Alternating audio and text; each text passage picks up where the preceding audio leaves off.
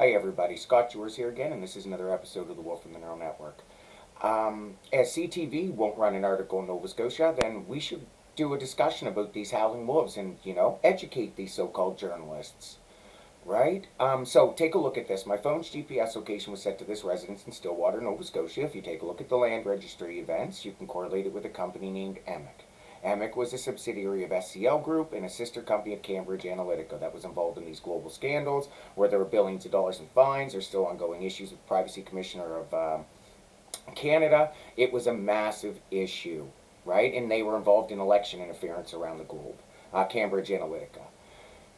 So, in this case here, you can see Bret Ruskin and David Pugliese, would be of Ottawa Citizen, Bret Ruskin of CBC, both did articles about there being howling wolf operations, military operations in Nova Scotia, also associated with EMIC, right? So you can associate my GPS location with this company EMIC, and then so this military propaganda, right? Well, if you look at the land registry and the contract from the government website for EMIC, which matches the land registry date for where my phone's GPS location was set, and check the additional note section, it says target audience analysis, or TAA. Target audience analysis is psychological warfare. Psyops is defined by NATO. And in the Cambridge Analytica scandal, it came out and Brittany Kaiser testified that it's considered weapons-grade communication tactics, and the UK government had to be told if it was going to be deployed in another country, like in psychological warfare. Well, as the cherry on top, I have military IP addresses connecting to my systems, as well as significant evidence of a second EMIC contract in another residence. Now, what's interesting about this, the Howling Wolves, right, is that yes, you can look in my work, that in the investigation at J.D. Irving, from my initial submission on December 9th, 2019, we absolutely talked about howling, and I talked about it from a dog and wolf perspective through the entire investigation to the end of February 2020. And even howled the day before Steve McNeil would resign. So as part of the investigation at the end, I said, somebody will step down. And I howled. And you can see this here. And the next day, Stephen McNeil would suddenly step down. Well, if you actually check the date on the letter, it was dated August 3rd, 2020, which was 2 days before I would send my letter to all these parties before Stephen McNeil would step down, right? And I was targeted by spyware, and so they probably most likely seen that letter where I also howled. And so there's significant evidence to suggest that they seen how effective the howling was and employed it in their own operations, meaning that for as much as they got inside my head, I inadvertently got inside their heads. Well, now we have Emma Briant, a British scholar and academic researcher on media, contemporary propaganda, surveillance, and information warfare, who was involved in exposing the Cambridge Analytica data scandal, now looking into the fake wolves in Nova Scotia. She's also an expert in military propaganda, looking into this same situation, right? So she was involved in the Cambridge Analytica thing, also looking at these howling wolves. She's naturally going to come across this connection with me and this overlap in the data with this address, right? Like it's a natural connection. So, we've got this address, we've got these correlations. CTV is not running a story or doing anything like that. The reason is because you can actually correlate these connections with EMIC and to Cambridge Analytica, where it shows that they helped get Donald Trump elected. Then if you go and look on the post-media side of this, and David Pugliese and J.D. Irving through 2019, and then Jamie Irving becoming executive director of post-media, you can then find relationships with not necessarily them, but other individuals also helping Donald Trump get elected.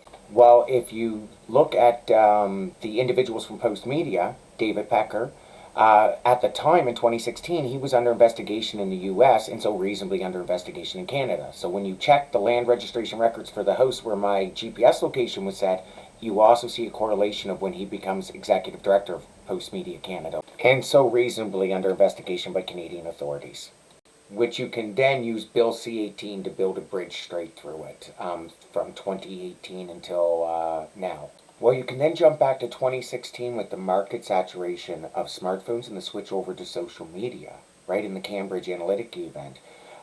Cambridge Analytica event would give rise to Bill C-18. And this then links to Tim Huston showing up January 29th, 2023, when my mother passed away, and CTV knowing about all of this, right? But we're going to put that aside. right? So we've got a common theme here, which is really interesting on its own, right? And we can go through the data overlaps, but that's not what this is about here, okay? So what we're doing is we just looked at it and said, okay, look, here's how big the issue is, or here's how serious it is, right? But we're actually going to look inside of this a little bit, and talk about why these people would have chose wolves and howling, right? So if you actually look at the article, right, like what these people were going to do was they were going to say, like, release this letter, and they were even going to use speakers to play wolf noises, howling. Well, it states the reason for using those sounds is unclear. I wonder. I'd ask you to sit down, but you're not going to anyway.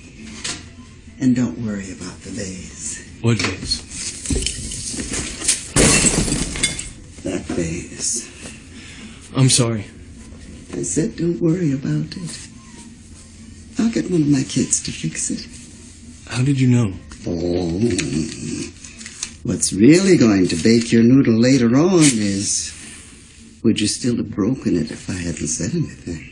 So what they would do is, like, just imagine this, right? So if you live in Nova Scotia, in rural Nova Scotia, and you talk to people, every now and then you'll hear a story pop up of somebody saying they seen a wolf or they seen a cougar, right? I'm not saying right or wrong, I'm not. I'm saying that you hear it, right? So imagine then if I went back in the woods and played wolf sounds and you heard information that wolves were being re-released, right? Now, what they would then do is look at all the public profiles, all the public Reddit posts, all of it, right? So then they would watch it, and they would produce this event, and then track it, top down like this, watching it. And then watching how they change, how you would share that information, say on your Facebook, with other people, right? And what they would be looking for is key things like, how long before somebody claims that they've seen a wolf? Because it's only inevitable. It's like an inevitable thing, right? And then how does it change? When does it become a self-propagating propaganda engine? And who are key players? Because you know they must be lying, right? Because you're controlling the game, so you know those people are prone to also share misinformation. So if you were going to target somebody or you wanted the issue to be exasperated, then you would know who to necessarily target, right? Now, I'm not judging them, and I'm not saying this is right or wrong, because you need to understand people's behavior and how they operate, right? Like, you're going into warfare and these different types of things. Understanding psychology and how people react in terms of conspiracy theories and information and stuff is really important. So I'm not judging that. I'm not doing that, right? What I'm doing is showing you what they were trying to do and how they were trying to use your already existing biases about believing in these wolves and cougars, right, to trigger that psychological response in you so that they could gather data as they watched you share that information and misinformation. While I'm highlighting how they can look at that system top down while using tools like spyware, tools of domination, to poke and prod at that system and learn how to manipulate you and control you, but not just on an individual level anymore, right through the news. They can attack any individual anywhere because of social media and our interconnectedness, right? Like, it's a whole new game. They're able to run psychological warfare on those levels. It's just to highlight the way the game has changed. Well, it's key here to consider the subject that they're doing, right? Because they chose wolves, which is almost like a half-truth, because it could be true. They could have chose a Sasquatch or some mythical creature like that, and they might have done that, you know what I mean? But think about the introduction of a half-truth. Many things in politics and things are half-truth. It's just about a perspective shift, right? So this pre-existing condition of these wolves and everything allows you to, like, approach a half-truth like that to watch what happens. But also, it also allows you to safely introduce the idea of a predator, right? Now, you say predator in terms of a wolf, but that might not really be its intention in the exercise, right? Like, it presents itself as a predator here because it's a wolf, right? But it's not necessarily the fact that it's a predator, it's just how people respond with each other, right? So, like, they might watch a little old grandmother share something differently than somebody who just thought they seen a Sasquatch, because you're not going to take it the same way. Do you see what I mean? Oh, hey, Buzz, man, are you watching this documentary Saskatchewans? It's Sam's Graham Trekkie, and there's one right outside my fucking door right now. He's trying to get into my shed. Holy shit, Bubbles, I see him. Don't scare him, this fucker's worth a lot of money. So that half-truth and that idea of a general predator are really good driving forces to make it a self-propagating engine, right? Because everybody just heard a Sasquatch, you just go on with your day. But a wolf, that means that there's some kind of like threat out there. There's like this lingering idea that that could be real, because you know there are coyotes out there, right? So it's such a good idea. Really, they picked a good topic to do it on. Like, good job. It would have been super interesting to watch that.